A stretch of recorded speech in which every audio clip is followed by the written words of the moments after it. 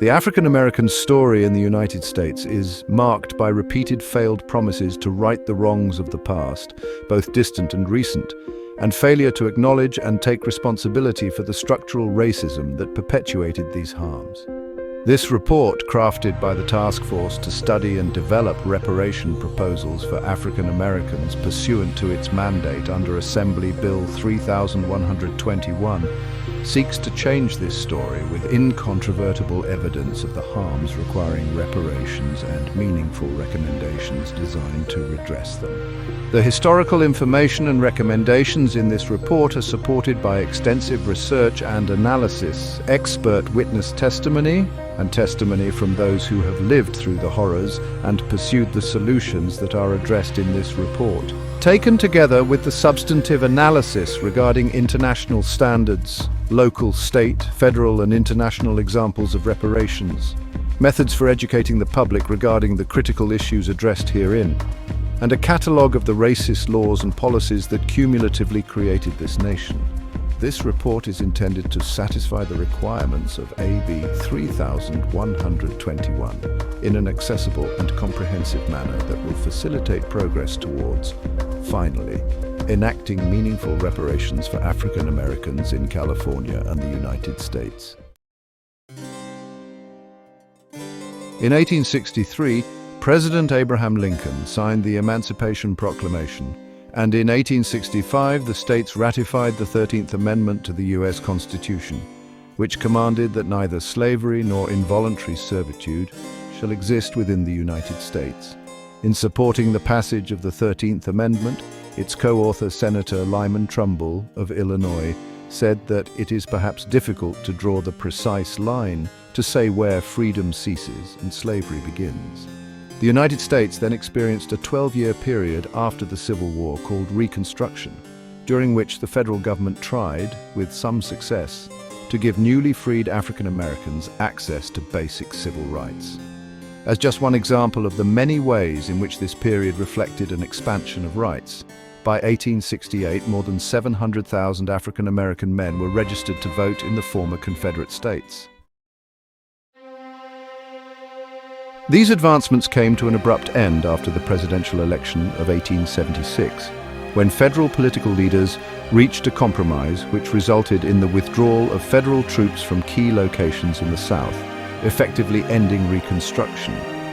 Later, in 1883, the United States Supreme Court interpreted the 13th Amendment as empowering Congress to pass all laws necessary and proper for abolishing all badges and incidents of slavery in the United States. However, other than during the Reconstruction, instead of abiding by the Supreme Court's and the Constitution's mandates to abolish badges and incidents of slavery, the United States federal, state, and local governments, including California, perpetuated and created new iterations of these badges and incidents. The resulting harms have been innumerable and have snowballed over generations. In 2020, through the enactment of Assembly Bill No. 3121, California began the process of addressing its role in accommodating and facilitating slavery, perpetuating the vestiges of enslavement, propagating state-sanctioned discrimination, and tolerating persistent systemic structures of discrimination on living African Americans across its systems of government at the local and state level. AB 3121 acknowledges the harms caused by slavery and the lingering negative effects of the institution of slavery on descendants of persons enslaved in the United States, and more broadly, on living African Americans and on society in California and the United States. So thoroughly have the effects of slavery infected every aspect of American society over the last 400 years that as a result of this historic and continued discrimination, African Americans in California, especially those whose lineage can be traced to an enslaved person, continue to suffer economic, educational, and health hardships that have prevented them as a people from achieving equality. AB 3121 established the task force to study and develop reparation proposals for African Americans with a special consideration for African Americans who are descendants of persons enslaved in the United States, and directed the task force to study and develop reparation proposals for African Americans, taking into account the institution of slavery, including the federal and state governments that constitutionally and statutorily supported the institution of slavery, the legal and factual discrimination against freed slaves and their descendants from the end of the Civil War to the present, including economic, political, educational, and social discrimination. The lingering negative effects of the institution of slavery on living African Americans and on society in California and the United States. How instructional resources and technologies deny the inhumanity of slavery and the crime against humanity committed against people of African descent in California and the United States. The role of Northern complicity in the Southern-based institution of slavery, and the direct benefits to societal institutions, public and private, including higher education, corporate, religious, and associational. AB 3121 also required the task force to recommend appropriate ways to educate the California public of the task force's findings, recommend appropriate remedies in consideration of the task force's findings, and submit to the legislature a report of its work. This is the task force's final report, incorporating and updating the contents of an interim report issued in June 2022. Part 1 of this report summarizes the harms caused by slavery and the lingering negative effects of the institution of slavery on descendants of persons enslaved in the United States, and more broadly, on living African Americans and on society in California and the United States. So thoroughly have the effects of slavery infected every aspect of American society over the last 400 years that it is nearly impossible to identify every badge and incident of slavery, include every piece of evidence, and describe every harm done to African Americans, and particularly to freed slaves and their descendants. In order to address this practical reality, Chapters 1 through 13 describe a sample of government actions and the compounding harms that have resulted, organized into specific areas of systemic discrimination. In order to maintain slavery, government actors adopted white supremacist beliefs and passed laws to create a racial hierarchy and control enslaved and free African Americans. After the end of slavery, although the federal constitution recognized African Americans as citizens on paper, the government failed to give them the full rights of citizenship and failed to protect African Americans from widespread terror and violence. Along with a dereliction of its duty to protect its African American citizens, direct federal, state, and local government actions continued to enforce the racist lies created to justify slavery. These laws and government-supported cultural beliefs have since formed the foundation of innumerable modern laws, policies, and practices across the nation. Today, 160 years after the abolition of slavery, its badges and incidents remain embedded in the political, legal, health, financial, educational, cultural, environmental, social, and economic systems of the United States of America. Racist, casteist, untrue, and harmful stereotypes created to support slavery continue to physically and mentally harm African Americans today. Without a remedy specifically targeted to dismantle our country's racist foundations and heal the injuries inflicted by colonial and American governments, the badges and incidents of slavery will continue to harm African Americans in almost all aspects of American life. Part 2 of this report discusses international standards for remedying the wrongs and injuries discussed in Part 1. This well-established framework has guided the task force in the formulation of its recommendations so that they comport with the 5 elements of reparations as set by international standards: restitution, compensation, rehabilitation, satisfaction, and non-repetition. Part 2 also provides examples of prior international and domestic efforts to provide reparations for human rights violations such as apartheid, incarceration, and forced sterilization. In keeping with the legal framework for reparations, Part 3 discusses the required components of a formal apology and recommends how the state of California should offer a formal apology on behalf of the people of California for the perpetration of gross human rights violations and crimes against humanity against African enslaved people and their descendants. In parts 4 and 5, the task force recommends appropriate remedies in consideration of the task force's findings, including how any form of compensation to African Americans, with a special consideration for African Americans who are descendants of persons enslaved in the United States, should be calculated. It also covers what form of compensation should be awarded, through what instrumentalities, and who should be eligible for such compensation. Additionally, it addresses whether any other forms of rehabilitation or restitution to African descendants are warranted, and what form and scope those measures should take. The latter includes recommendations that the legislature enact a range of policies needed to guarantee restitution, compensation, rehabilitation, satisfaction, and non-repetition. Part 6 of the report contains a summary of the task force's findings and recommendations regarding implementation of the California Racial Justice Act, Assembly Bill number 2542, from the 2019 to 2020 regular session. And Part 7 summarizes findings from community engagement and community input regarding reparations and the work of the task force. Part 8 recommends appropriate ways to educate the California public about the task force's findings and of the legacy of enslavement and legal discrimination in California. Finally, Part 9 contains a compendium of California laws and policies that have had a significant impact in the development of the state and nation's unjust legal systems, including those that have subjugated and continue to disproportionately and negatively affect African Americans as a group and perpetuate the lingering material and psychosocial effects of slavery. Taken together, the components of this report are not only intended to satisfy the requirements the legislature set out in AB 3121, but also to serve as a blueprint for other states and eventually the federal government when they perform the critical task of atoning for this nation's victimization of African Americans, especially those who are descendants of persons enslaved in the United States.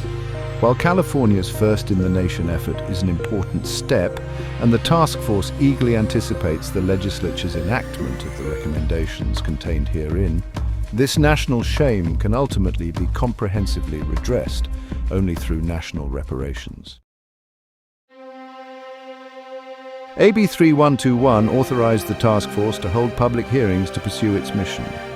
In order to inform the contents of its report, the task force held 16 public meetings during which it considered public comments, expert and personal witness testimony, in addition to considering the voluminous materials submitted to the task force via email from those unable to attend the meetings.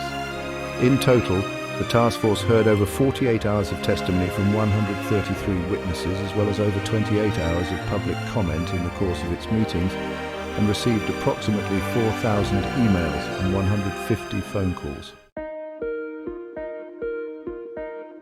When discussing issues as complex as race and reparations, precision is paramount. Precision helps ensure that the writers and the reader begin in the same place to arrive at the same understanding. As described later in this report, words have been weaponized throughout American history to dehumanize African Americans. Words can also be used to mend, to acknowledge, to respect, and to uplift. To that end, this report defines and adopts the following terms throughout its pages. The N-word, the word nigger, has been used for centuries to dehumanize African Americans.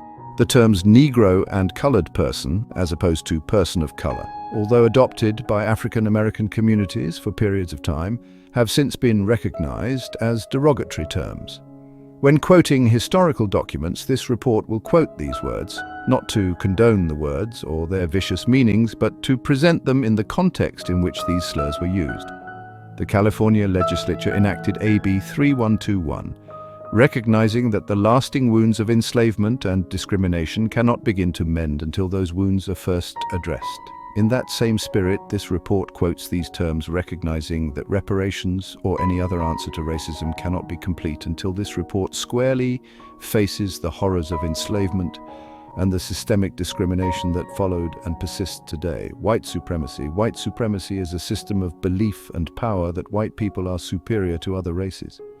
This report confronts the idea of white supremacy and the various forms that it takes.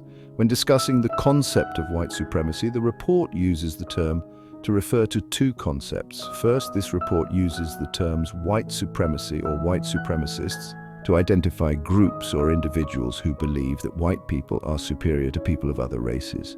When used this way, white supremacy describes individual prejudice. Examples of white supremacist groups, including groups that exist to this day, include, for example, the Ku Klux Klan. Second, this report uses the term white supremacy in the American context to describe the racist premise upon which social and legal rules and practices are formed with the intention of discriminating or enacting violence against African Americans, among other marginalized groups.